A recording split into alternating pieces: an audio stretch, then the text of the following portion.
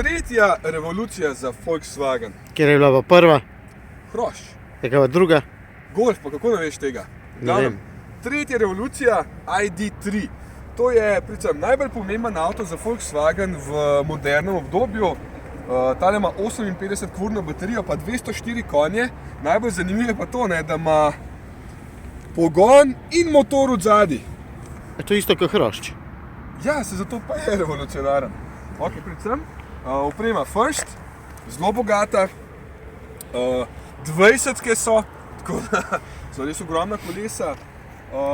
Ja, oblika pa, mislim, izgleda futuristično, čeprav mogoče ni lizo vsazga. Meni zgleda kot en Golf 9. Ej, kaj pomeni First, koliko to stane pol?